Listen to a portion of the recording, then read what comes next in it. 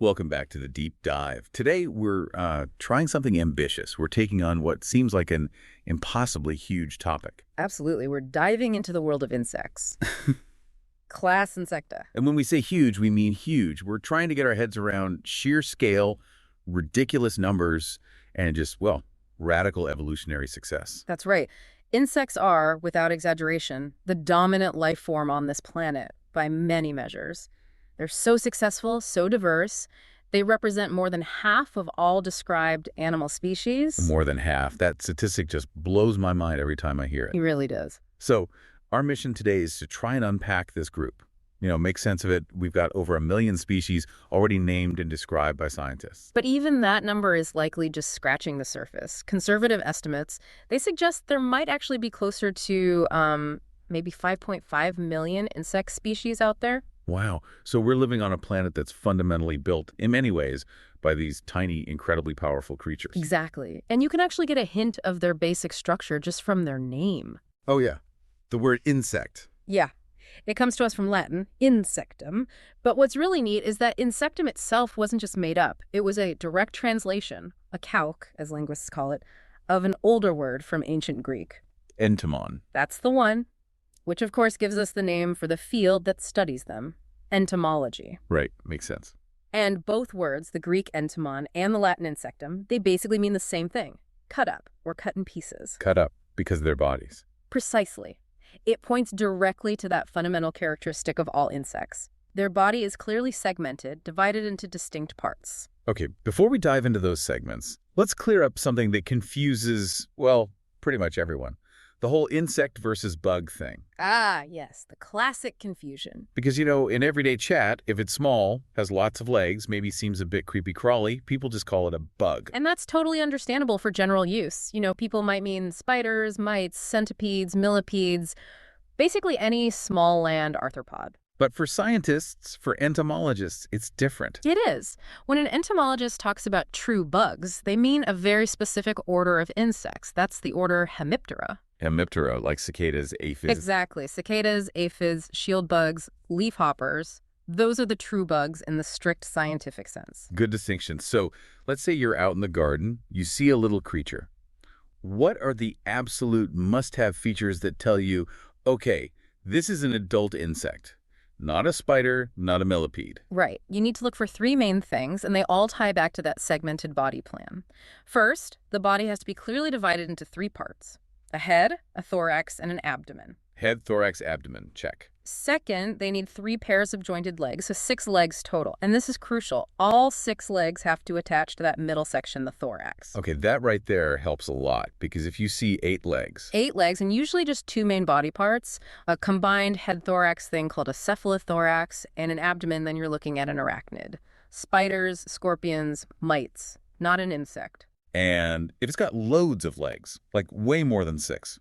If it's a segmented body with lots of legs, look closely at the segments. If there's only 1 pair of legs per segment, that's a centipede. If there are 2 pairs of legs on most segments, that's a millipede. Gotcha. So 3 body parts, 6 legs on the thorax. What's the third defining feature? The third one is maybe their most incredible evolutionary trick, the thing that really let them conquer the planet. Sustained powered flight. Flight, of course. It's just an astonishing adaptation. Insects are the only group of invertebrates animals without backbones anywhere in the world that evolved the ability to actually fly under their own power for extended periods. The only ones. That's amazing. It really is. And it's such a fundamental innovation that evidence suggests it only evolved once in their entire evolutionary history, hundreds of millions of years ago. It gave them access to the air, a whole new dimension to exploit. Okay, that ability to fly sets up some serious engineering challenges. They need protection, like armor, but it has to be incredibly light. Let's talk about that outer suit, the exoskeleton. Right, the exoskeleton or cuticle. It's really a marvel of natural engineering. It's mostly made of a substance called chitin, which is a type of polysaccharide. Chitin, like in fungi. Similar stuff, yeah. This chitinous armor was one of their biggest wins for living on land. It solves that huge problem of drying out, desiccation, and it's built in layers to be both strong and light. Layers. Tell me more. Okay, so on the very outside, there's a super thin layer called the epicuticle. It doesn't have any chitin, but it's covered in this waxy coating. Wax. For waterproofing. Exactly. That wax layer is critical. It's what stops them from losing water to the environment, absolutely essential for life out of the water. Mm. Then underneath that, you have the main structural part, the procuticle. This is made of chitin and proteins, and it's much thicker. It's usually divided into a hard outer layer, the excuticle, and a more flexible inner layer, the endocuticle. So it's like a composite material. Yeah. But how do they make it hard without weighing themselves down? Yeah. You mentioned crustaceans use heavy calcium. Right. Our aquatic cousins, the crustaceans, they embed heavy minerals, mostly calcium compounds, into their shells to make them rigid. Think of a crab shell. It's tough, but it's heavy. Insects couldn't really afford that weight penalty if they wanted to fly. So is their trick. They use a process called sclerotization. It's ingenious. They basically use an enzyme and oxygen from the air. This enzyme triggers chemical reactions that cross-link the protein molecules within the cuticle. Cross-linking, like making a stronger net. Kind of, yeah. It makes the material much harder and stiffer, but without adding significant weight.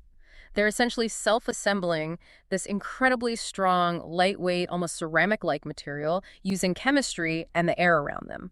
It's brilliant for keeping weight down, which is absolutely non-negotiable for flight. Wow. So it's not just a shell. It's like advanced aerospace material made organically. Okay, let's go back inside. That three-part body head, thorax, abdomen. How do those sections work? What's the specialization? They're highly specialized work zones. The head is basically the command and control center focused on sensing and feeding. It's usually a tough, fused capsule. It holds the brain, the antenna. Those are key for smell and touch the big compound eyes, and often a few simple eyes called ocelli, which just detect light levels. And the mouth parts. Critically, yes, the mouth parts are on the head, and they are incredibly varied depending on what the insect eats. They can be modified for chewing, like in a beetle, piercing and sucking, like in a mosquito or an aphid, sponging up liquids like a housefly, or sipping nectar like a butterfly. Amazing diversity just in mouth. The information and intake That's hub, the- okay, then the middle part. The thorax, that's the powerhouse, the locomotion center. It's itself divided into three segments. You've got the prothorax right behind the head, which holds the first pair of legs. Okay. Then the mesothorax, the middle segment, which holds the second pair of legs. And if the insect has them, the forewings, the front wings. Yeah. And finally, the metathorax, the last segment of the thorax, holds the third pair of legs and the hind wings. So all movement, walking, running, jumping, flying, it all originates from the thorax. The engine room. Got it. And the last section. The abdomen. This is typically the largest and often the most flexible part of the body, usually made up of 11 or 12 segments, though it can look like fewer. This is where most of the internal housekeeping happens. It contains the main parts of the digestive system, the respiratory system's openings, the excretory organs like their kidneys, the Malpighian tubules, and of course, the reproductive organs. Okay, now you mentioned respiratory system openings on the abdomen. This brings us to something really, really weird about insects. Totally different from us vertebrates. How they breathe and how their blood works or doesn't work together. Yes, this is one of the coolest and most defining aspects of insect physiology. They don't have lungs at all. No lungs. How do they get oxygen then? They have this incredible network of internal tubes. It starts with openings along the sides of the thorax and abdomen called spiracles, like little portholes. These open into larger tubes called tracheae. Trachea. Okay. These tracheae then branch out, getting smaller and smaller, into tiny tubules called tracheoles. And these tracheoles penetrate deep into the body tissues, reaching right down to the cellular level, even indenting muscle cells. So the tubes deliver oxygen directly to the cells. It doesn't use the circulatory system. Exactly. Oxygen basically diffuses directly from the air, through the spiracles, down the tracheal tubes, and straight to the tissues that need it. For larger or more active insects, they can also actively pump air through the system using muscle contractions, ventilating the trachea. But the key point is, the blood is completely bypassed for oxygen delivery. Wait, okay. So if their fluid, their blood, doesn't carry oxygen, what does it do? Is it even right to call it blood? That's a great point. Technically, no, it's not blood in the way we think of it. It's called hemolymph. Hemolymph. And their circulatory system is what we call open. Unlike our closed system with arteries and veins, their hemolymph just kind of sloshes around freely within the main body cavity, the hemicole. There's usually just one simple vessel, a tube running along their back, that acts as a heart and aorta, gently pumping the hemolymph from the back towards the head. So what's its job then, if not oxygen? Its main jobs are transport. It carries nutrients absorbed from the gut, hormones to signal different processes, waste products away from tissues to the excretory organs, and it contains immune cells to fight off infections. It's the internal transport network for everything except oxygen. That explains so much, especially the size limit we see in insects today, if oxygen has to diffuse down those tubes. It becomes inefficient very quickly as body size increases. The distance the oxygen needs to travel gets too long for simple diffusion to work effectively, especially for highly active tissues like flight muscles. So this breathing system basically puts a hard cap on how big insects can get. Pretty much, yes. It's a major physical constraint. The heaviest living insects today are things like Goliath beetles or giant waders, and they top out at maybe 70 to 100 grams. Impressive for an insect, but tiny compared to many vertebrates. Hang on. What about those giant prehistoric insects you hear about, the ones from the coal forests? Ah, yes, like the famous Meganura. It looked like a giant dragonfly, but wasn't a true dragonfly. Fossils show it had a wingspan of up to 75 centimeters. 75 centimeters, that's like 2.5 feet, the size of a hawk. Exactly. It's mind-boggling compared to modern dragonflies with maybe a 10 or 12 centimeter wingspan. How could that have worked with this tracheal breathing system? It seems impossible. This is where paleoclimate comes in. Those giant insects like Meganura and giant cockroaches and other forms lived during the late Carboniferous and early Permian periods, roughly 300 million years ago. And the evidence suggests that atmospheric oxygen levels back then were much higher than today. Higher oxygen, how much higher? Possibly peaking around 35% oxygen compared to our current 21%. That much higher concentration of oxygen in the air would have essentially forced more oxygen down the tracheal tubes via diffusion, making it possible to adequately supply the tissues of a much larger body. It compensated for the inherent limitations of the system. So it wasn't just the air, it was the richness of the oxygen in that ancient air that allowed them to become giants. That's incredible. It connects physiology directly to deep time and planetary conditions. It's a fantastic example of how biology and Earth systems are intertwined. Okay, let's shift to how they perceive the world. Their senses. They seem to live in this world of super senses, almost alien compared to ours. They really do operate on different sensory channels. Let's start with vision. Most adult insects have large compound eyes. These aren't single lenses like ours. They're made up of hundreds or even thousands of individual units called ommatidia. Ommatidia, little lenses. Yeah, each one captures a small part of the visual field. The brain then pieces this mosaic of information together. This system is exceptionally good at detecting movement, even very small or rapid movements. Plus, many insects see colors we can't. Like ultraviolet. Exactly. Many bees and butterflies see deep into the UV spectrum. Flowers often have UV patterns invisible to us that act like nectar guides for them. And many insects can also perceive the polarization of light. Polarized light. How does that help? It's thought to be crucial for navigation.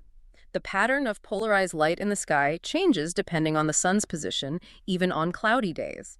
So insects like bees can use it as a compass to find their way back to the hive. Amazing. Now, there was a recent discovery mentioned in the sources about fruit flies. Drosophila. We used to think their vision was kind of blurry, right? We did. Because their compound eyes have fixed lenses, the assumption was their depth perception and focus wouldn't be great. But recent research found something amazing. They use what are called photoreceptor microsaccades. Microsaccades, tiny movements. Yes. The actual light-sensing cells, the photoreceptors underneath the fixed lens, rapidly shift back and forth in and out of the focal point. So they're basically jiggling their sensors to get a sharper picture. That's a great way to put it. By doing these tiny controlled movements, similar in principle to how our own eyes constantly make tiny movements, saccades, to scan and build a clearer image, they achieve hyperacute 3D vision. They can judge distances very precisely, much better than we thought. So their visual world is probably much sharper and more detailed than we gave them credit for. That implies some serious processing power in that tiny brain. It really does. Then there's olfaction, the sense of smell. This is often their dominant sense. The receptors are mainly concentrated on the antenna, which can be incredibly elaborate structures like feathers or clubs to maximize surface area. And their smelling ability is legendary, right? Like moths. The classic example, a male silk moth, for instance, with its large feathery antenna, can detect a single molecule of the female's sex pheromone released over a kilometer away. A single molecule from a kilometer. Yeah. That's almost unbelievable sensitivity. It's hard for us even to conceive. It allows for incredibly long-distance communication, essential for finding mates in a vast world. Okay, vision, smell. What about hearing? Many insects seem silent to us. But many can hear, and hearing is vital. It's actually evolved independently at least 19 different times in insects, which tells you how important it must be. 19 times. Wow. How do they hear? No ears like ours, obviously. No external ears. They typically hear using tympanal organs. These are basically thin, stretched membranes, like tiny eardrums that vibrate when the sound waves hit them.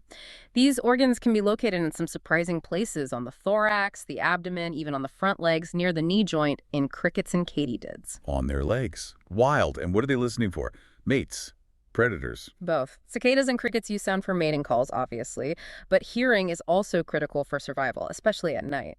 Think about nocturnal moths. Their main predators are bats, which hunt using high-frequency echolocation clicks. Right. Sonar. So, many moths have evolved tympanal organs specifically tuned to hear those ultrasonic bat cries.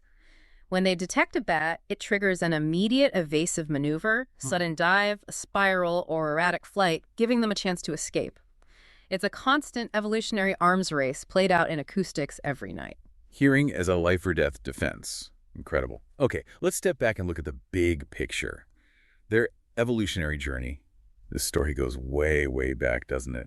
Deeper than dinosaurs. Oh, much deeper. We're talking Paleozoic era. The oldest fossil that might be a primitive wingless insect is a thing called Leverholmia from the early Devonian period, maybe around 400 million years ago.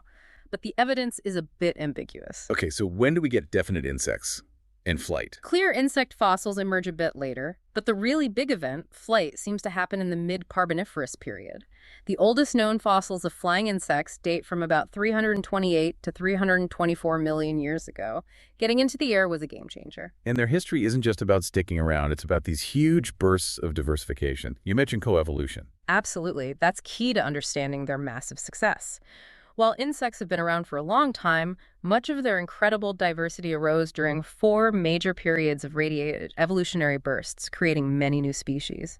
These involve the beetles, the flies, the moths and butterflies, and the wasps, ants, and bees. And when did these radiations happen? They really took off and peaked between about 300 and 150 million years ago. And what else was happening during that time? The rise of flowering plants.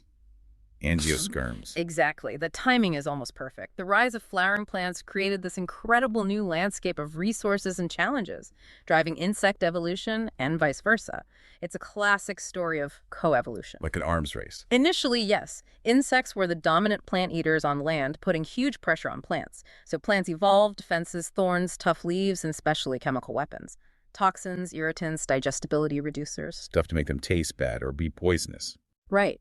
But insects, being evolutionarily nimble, fought back. They evolved ways to detoxify these plant chemicals or sequester them, store them safely in their own bodies. And then some took it a step further. How so? They started using those sequestered plant toxins for their own defense. Think of the monarch butterfly caterpillar eating milkweed, which is toxic to most animals. The caterpillar stores those toxins. It becomes toxic itself. Precisely. And then it advertises that fact with bright warning colors, that orange and black pattern. That's called aposmatism. It tells predators, don't eat me, I'm nasty. So the plant's weapon becomes the insect's shield. That is brilliant. So this back and forth, plants evolving defenses, insects evolving ways around them, or even using them. That drove diversity. Massively. And then came the mutualisms, especially pollination. Insects and flowering plants became partners, each driving the diversification of the other. It's one of the great engines of biodiversity on Earth. Let's put some numbers on that diversity again. It's easy to say millions, but which groups are the real heavyweights? Okay, if you look at the number of described species, there are 5 insect orders that are just enormous, each with over 100,000 species. 100,000 each. Okay, who were they? You've got Hemiptera, the true bugs we talked about. Then Hymenoptera, that's wasps, ants, and bees. Diptera, the true flies, like houseflies and mosquitoes. Lepidoptera, butterflies, and moths. Those are the big 4, after the biggest one. And the champion is? Coleoptera, the beetles. Beetles, of course. By a long shot. There are currently around 386,500 described species of beetles. That makes them not just the most diverse insect order, but the most species-rich order of any animal group on the planet, period. Almost 400,000 kinds of beetles. That's just hard to comprehend. It really is. They've colonized practically every habitat imaginable except maybe the deep ocean. Yeah. Their success is phenomenal. No wonder there's that famous, maybe apocryphal quote from the biologist J.B.S. Haldane. When asked what his studies revealed about the mind of the creator, he supposedly said, An inordinate fondness for beetles. exactly. Looking at the numbers, you can see why you might say that. It's tough to argue with the taxonomic data. Okay, shifting gears a bit. Reproduction. We know most lay eggs, but insects seem to have explored just about every possible reproductive strategy. They really have pushed the envelope. Yes, most lay eggs, and those eggs are incredibly well adapted for survival on land. The outer shell, the chorion, is tough and often sculptured. And inside, there's usually a layer called the serosa that provides extra protection against drying out. But it goes way beyond just simple eggs, right? Oh, absolutely. You have strategies like ovoviviparity. Ovoviviparity. Yeah, it means the eggs develop fully inside the mother, but they still hatch from the egg just as or right after she lays it. So it looks like live birth, but it's technically hatching from an egg. Tsetse flies do this, for example. Okay, close to live birth. Then you have true viviparity, genuine live birth, where the embryos get nourishment directly from the mother internally, not just from the yolk. There's a species of cockroach, Diploptera punctata, that does this. It even produces a kind of milk for its developing young inside its brood sac. Live birthing cockroaches producing milk. Okay. The variety is astounding. And it gets weirder. Think about parasitoid wasps. Many of them exhibit polyembryony. Polyembryony, many embryos. Exactly. The female lays a single fertilized egg into a host insect, like a caterpillar. But then that single egg divides multiple times asexually inside the host, producing numerous genetically identical embryos, sometimes hundreds.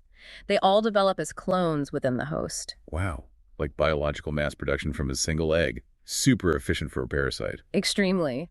And we can't talk insect reproduction without mentioning the social insects, ants, bees, wasps, and their bizarre sex determination system. Haplodiploidy. That's the one, haplodiploidy. It's a system where sex isn't determined by X and Y chromosomes like in us. Instead, it depends on whether the egg gets fertilized or not. How does that work? Unfertilized eggs develop into males. They only have one set of chromosomes, so they're haploid. Fertilized eggs with two sets of chromosomes develop into females. They're diploid. So males have no fathers, only a mother and maybe grandfathers. Technically, yes. And this system has a really interesting consequence for relatedness within the colony. Because of how the chromosomes sort out, sisters in a haplodiploid colony actually share, on average, 75% of their genes with each other. 75%. That's higher than siblings normally share, right? Higher than parents and offspring. Much higher. Yeah. Human siblings share 50%, parents and offspring share 50%. This super-relatedness between sisters, the workers, is thought to be one of the key reasons why eusociality, that extreme level of cooperative behavior with sterile worker castes, evolves so readily in the Hymenoptera. It makes evolutionary sense for a worker female to forgo her own reproduction and help her queen mother produce more sisters because she's more related to her sisters than she would be to her own daughters. That explains the incredible self-sacrifice you see in ant or bee colonies. It's evolutionary kin selection cranked up to 11. Precisely. And there's more reproductive weirdness, too, like parthenogenesis. Reproduction without males. Yes, essentially producing offspring from unfertilized eggs. Aphids are famous for this. They often have these cycles where, during the summer when food is abundant, females reproduce parthenogenetically, basically cloning themselves rapidly to build up huge populations. Then, in the autumn, they might switch to sexual reproduction to produce overwintering eggs that have more genetic diversity. They switch strategies depending on the season. Clever. I say. Finally, let's talk about that dramatic transformation that defines so many insects. Metamorphosis. Yes. The change in form. There are two main types. The simpler, probably older type is incomplete metamorphosis or hemimetabolism. Hemimetabolism. Yeah. Like in grasshoppers, dragonflies. Exactly. In this type, the young insect, called a nymph, hatches from the egg looking like a miniature wingless version of the adult. It then grows through a series of stages called instars, shedding its skin, molting at each stage. With each molt, it gets bigger and gradually develops adult features, like wings. So it's a gradual change. Molting sounds risky, though. It's incredibly risky. The insect is soft and vulnerable right after molting until the new cuticle hardens. And the process itself is complex. It's not just taking off an old coat. Does it work? First, the layer of cells underneath the cuticle, the epidermis, separates from the old cuticle and starts secreting a brand new soft cuticle underneath. Then, molting fluid containing enzymes is secreted into the space between the old and new cuticles. These enzymes digest the inner layers of the old cuticle, recycling some of the materials. Yep. Once the new cuticle is sufficiently formed, though still soft, the insect has to get out of the old one. It usually swallows air or water to swell up its body, which puts pressure on the old exoskeleton, causing it to split along predetermined weak lines, usually down the back. Then the insect has to painstakingly pull itself out of the old shell. That sounds exhausting and dangerous. It is. Many insects die during molting, but it's the only way they can grow because the exoskeleton itself can't expand. Right. So that's incomplete metamorphosis. What's the other type, the more famous one? That's complete metamorphosis, or holometabolism. This is the four-stage life cycle. Egg, right arrow, larva, pupa, right arrow, adult. Egg, larva, like a caterpillar or maggot, pupa, like a chrysalis or cocoon, and then the adult, like a butterfly or fly. Exactly. This is the strategy used by the most successful and diverse insect groups. Beetles, flies, butterflies, moths, wasps, and bees. The vast majority of insect species undergo complete metamorphosis. What's the advantage of this complicated four-stage process? The big advantage is that the larva and the adult often live in completely different environments and eat completely different food. Think about a caterpillar munching leaves versus a butterfly sipping nectar. They aren't competing with each other for resources. The larva is basically an eating and growing machine, focused entirely on accumulating energy. The adult is specialized for reproduction and dispersal, often in a totally different habitat. And the pupa? That seems like a really vulnerable stage, too, just sitting there. It can be, yes. The pupa is this incredible reorganization phase. Externally, I might look inactive, but inside, the larval body is almost entirely broken down and rebuilt using specialized groups of cells called imaginal discs into the completely different adult form. It's a fundamental reconstruction. A complete redesign. It's amazing that this complex process is actually the more successful strategy evolutionarily. It seems so. The group that does this, the Endopterygoda, meaning wings develop internally during the pupal stage, contains the vast majority of insect species. Separating those life stages seems to have been a key innovation. Okay, let's move on to how adult insects get around and interact. Starting with walking. 6 legs seems potentially awkward, but they're incredibly stable, right? Extremely stable. Most insects use what's called the alternating tripod gait. Imagine their legs numbered 1, 2, 3 on each side, front to back. At any given moment, one tripod of legs is on the ground providing support, say, front and rear left legs, L1, L3, and the middle right leg, R2.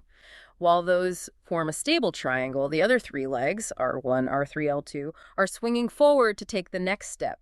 Then they switch. So there are always 3 legs on the ground, like a constantly shifting tripod. Exactly. It provides incredible stability, even on rough surfaces or inclines, and allows for surprisingly fast movement without needing complex balance calculations like a biped or quadruped. Think cockroaches, ants, they scurry very effectively. But you mentioned cockroaches do something weird when they really run fast. Yeah, this was an unexpected finding.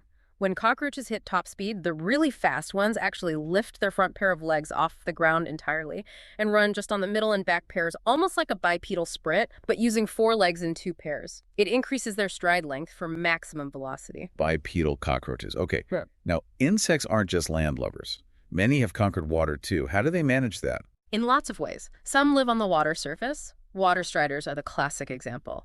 They use water tension. They have tiny hairs on their feet that repel water and specialized claws that are set back from the tip of the leg so they don't pierce the surface film. They literally walk on water. Like pond skaters. Are there ocean ones, too? Yes. The genus Halobates, the ocean skaters, they're the only insects known to live truly pelagic lives on the surface of the open ocean, sometimes hundreds of miles from land. Remarkable. Wow. What about going under the water? Many beetles and true bugs live underwater. Water beetles often have legs modified into paddle shapes for swimming. Some carry an air bubble down with them under their wing covers, like a tiny scuba tank, breathing from it through their spiracles. But the most dramatic underwater movement. Has to be the dragonfly nymph or naiad. They breathe by taking water into their hindgut, their rectal chamber where there are gills, but they can also use this for locomotion. For a quick escape, they can forcibly expel that water out of their anus. It creates a jet propulsion effect, shooting them forward rapidly. Jet propulsion powered, well, yeah, that's impressive engineering. Okay, communication. Insects use sound, light, chemicals. Let's start with sound again. We mentioned crickets stridulating. Right, stridulation rubbing body parts together is very common. Crickets rub a scraper on one wing against a file on the other. Grasshoppers often rub their hind leg against a wing vein. But for sheer volume, you have to go to the cicadas. They can be deafening. Some species, yes. The African cicada, Brevissana brevis, holds the record. Its call has been measured at over 106 decibels at close range. That's incredibly loud, louder than a lawnmower. How does such a small creature make that much noise? They have specialized structures on their abdomen called tymbals. These are ribbed membranes that they rapidly buckle inwards and outwards using powerful muscles. The sound resonates in an air sac, amplifying it hugely. It's energetically very expensive, but vital for attracting mates over distance. Sounds is also used defensively, right? Yeah. We talked about moths hearing bats. Do they ever talk back? Some do. Certain tiger moths, for example, respond to bat sonar clicks by producing their own ultrasonic clicks. Why? To jam the sonar or warn the bat. It seems it can be both. If the moth tastes bad, many tiger moths are toxic. The clicks might serve as an acoustic warning signal, like saying, "I'm poisonous." That's acoustic aposematism. But studies have also shown that the clicks can interfere with the bat's echolocation, making it harder for the bat to pinpoint the moth's location, kind of like auditory camouflage or jamming. Clever. Yeah. Now, sound travels well in air, but maybe not through dense leaves or underground. Yeah. Do they use vibrations? Oh, extensively. Vibrational communication, sending signals through the substrate, the plant stem, the ground. A leaf is incredibly common, probably more common than airborne sound for many insects. It's great for short-range signaling. How do they make vibrations? Various ways: drumming body parts, rubbing legs together, vibrating special membranes. Shield bugs are known for their complex vibrational songs used in courtship. And it's used in mutualisms, too. Some butterfly caterpillars, like lichenids, produce specific vibrations that appease and communicate with the ants that tend and protect them. Talking to ants through vibrations. Amazing. Let's switch senses. Light. Yeah. Bioluminescence. Fireflies are the obvious example. Right. Fireflies, which are actually beetles, not flies, are famous for it. They produce cold light using a chemical reaction involving luciferin, luciferase enzyme, and oxygen. They control the flashing pattern precisely. And the flashing is for? Mostly mate attraction. Each species has its own unique flash pattern, like a Morse code signal saying, "I'm here and I'm the right species." Yeah. Males typically fly around flashing, and females, usually stationary, flash back if they like what they see. Are there other uses for light? Less romantic ones? Yes, some insects use light to lure prey. The larvae of certain fungus gnats that live in caves, like the famous Waitomo caves in New Zealand, hang down sticky silk threads and glow with a blue-green light to attract small flying insects into their traps. Like tiny, deadly constellations. Is there predatory light use among fireflies, too? There is. Females of the genus Phocerus are predators of other fireflies. They engage in what's called aggressive mimicry. They mimic. They mimic the flash response pattern of females from other firefly species, like those in the genus Photinus. An unsuspecting Photinus male sees what he thinks is a receptive female of his own species flashing back at him, flies down, and gets eaten by the Phocerus female. Wow. A femme fatale using light signals. That's devious. Okay, finally, the chemical world. Pheromones and other signals. Chemical communication is arguably the most important and widespread mode for insects. They live in a world drenched in chemical signals called semiochemicals. We usually divide these based on who benefits. Okay. Pheromones are the most famous ones. Right. Pheromones are chemical signals used for communication within the same species. Sex pheromones for attracting mates are common, but there are also trail pheromones used by ants to mark paths to food, alarm pheromones to warn colony mates of danger, aggregation pheromones to call others together. Loads of functions. But then there are chemicals used between different species. Those names always trip me up. Allomones, chiromones. Yes, let's break those down. Allomones benefit the sender, but not the receiver. Think of the defensive spray of a stink bug. It benefits the stink bug by repelling a predator, but it certainly doesn't benefit the predator. Okay, sender benefits only. Got it. Then you have chiromones. These benefit the receiver, but harm or don't benefit the sender. A classic example is the scent molecules released by a prey animal that a predator uses to track it down. The scent helps the predator, receiver, but obviously harms the prey, sender, or the smell of CO2 we breathe out, which helps mosquitoes find us. Okay, receiver benefits, sender doesn't. Makes sense. Yeah. And the last one. Cinemones. These benefit both the sender and the receiver. The classic example is the floral scent produced by a flower. It benefits the flower sender by attracting a pollinator, and it benefits the pollinator receiver by signaling a source of nectar or pollen. It's a win-win chemical message. Almones, sender win. Chiromones, receiver win. Cinnamones, both win. That's much clearer. This chemical language must be incredibly important for social insects. Absolutely fundamental. Ant colonies, beehives, termite nests, they are coordinated almost entirely through a complex cocktail of pheromones regulating everything from foraging and brood care to recognizing messmates and determining caste roles. Which brings us to the pinnacle of insect social life, eusociality. Eusociality. It's that highest level of social organization found mainly in termites, all ants, and some bees and wasps. It's defined by three key characteristics: different generations living together in the same colony, cooperative care of the young, often by non-reproductive individuals, and a division of labor with specialized reproductive castes, like queens and king's drones, and largely non-reproductive worker castes.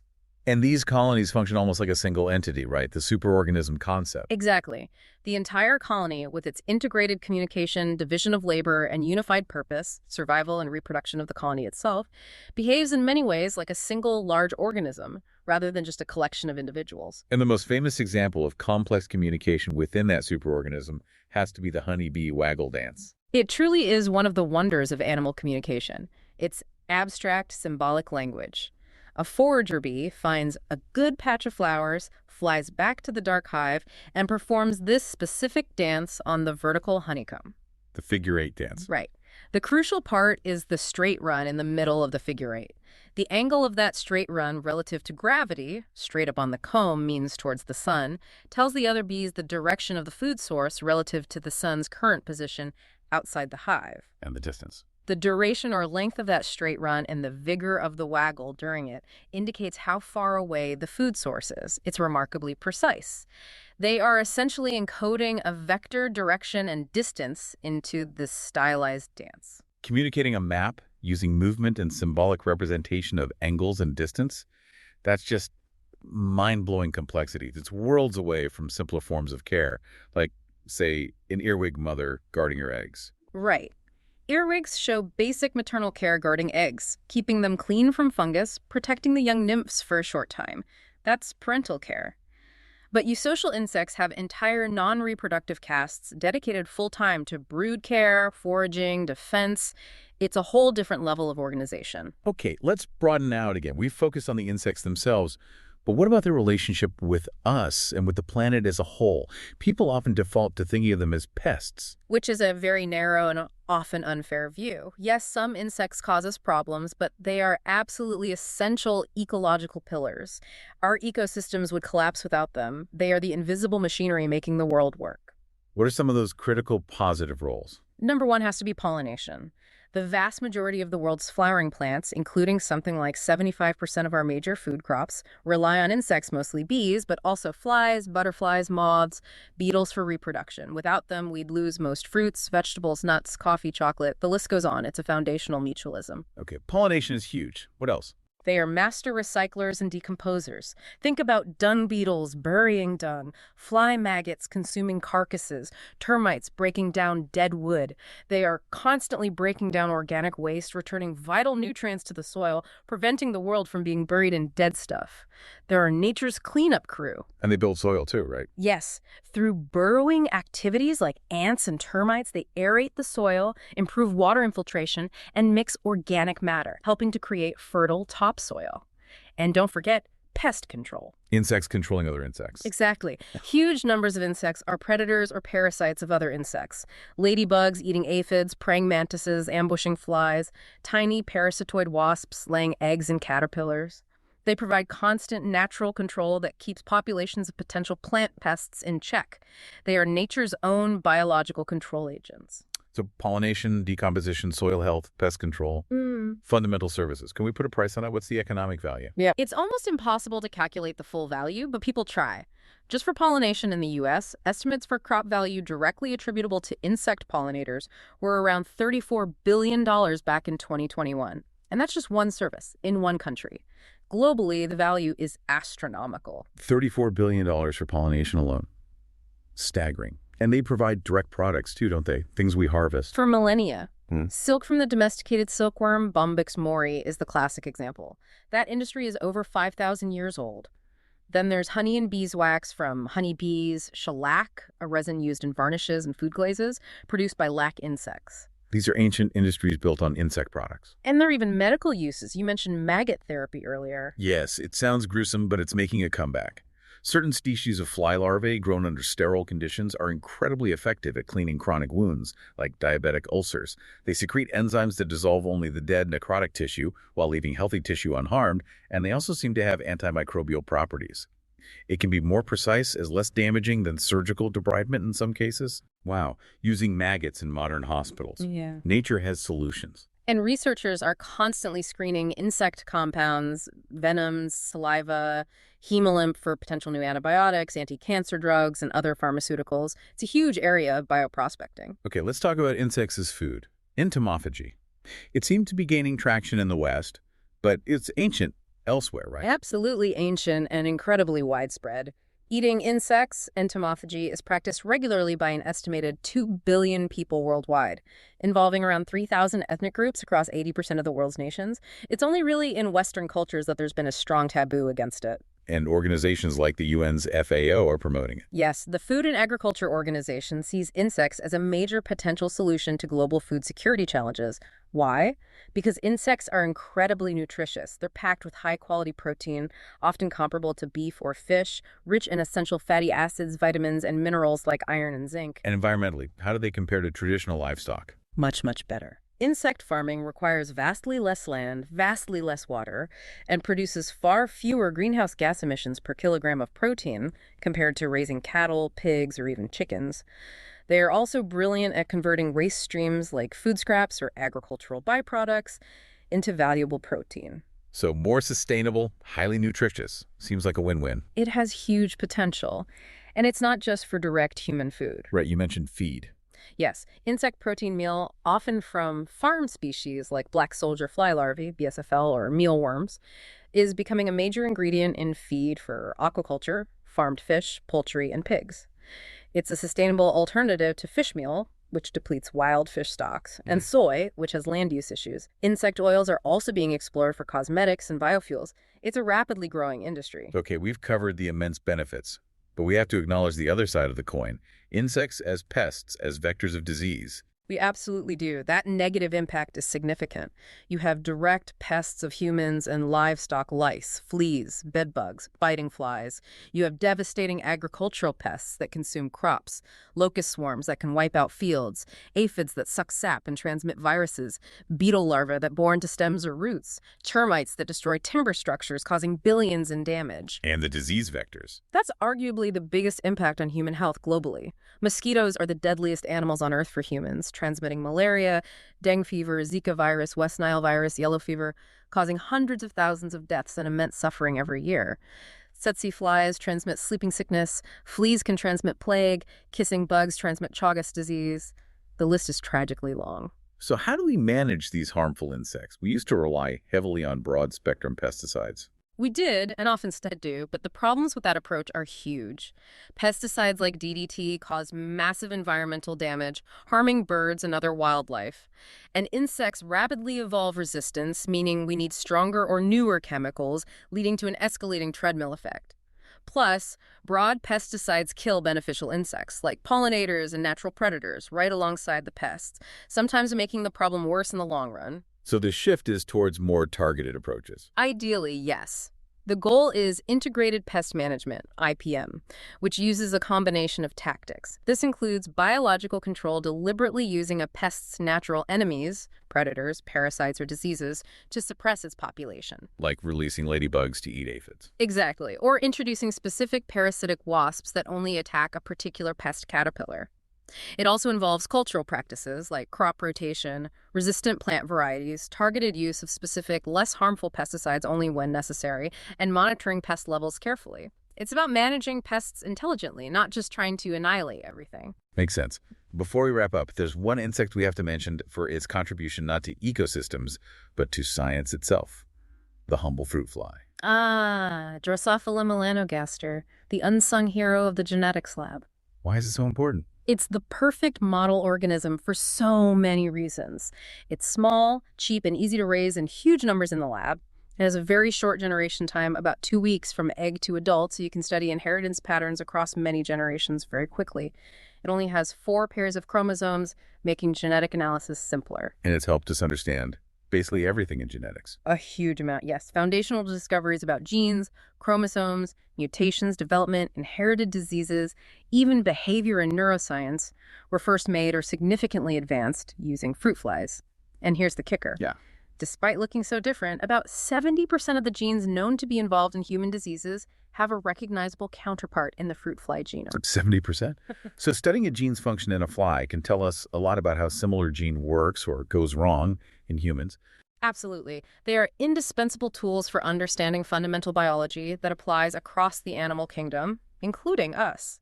That tiny fly has probably saved countless human lives through the knowledge it's given us. Amazing. Amazing. But after talking about their success, their resilience, their importance, we have to end on a more somber note. The current crisis. Insect decline. It's deeply worrying. There's growing evidence from around the world indicating significant declines in insect populations, both in terms of sheer numbers, abundance, and species diversity. It's sometimes called the insect apocalypse, which might sound hyperbolic, but the data is alarming. What kind of decline are we talking about? Global studies suggest terrestrial insect abundance might be decreasing by something like 9% per decade on average. Some long-term studies in specific locations, like nature reserves in Germany, have shown even more dramatic drops, like over 75% decline in flying insect biomass over just a few decades. The picture varies geographically, but the overall trend is downward. And what's driving this? Is it climate change? Climate change is definitely a factor, disrupting life cycles and ranges, but the consensus is that the primary drivers currently are more direct human impacts.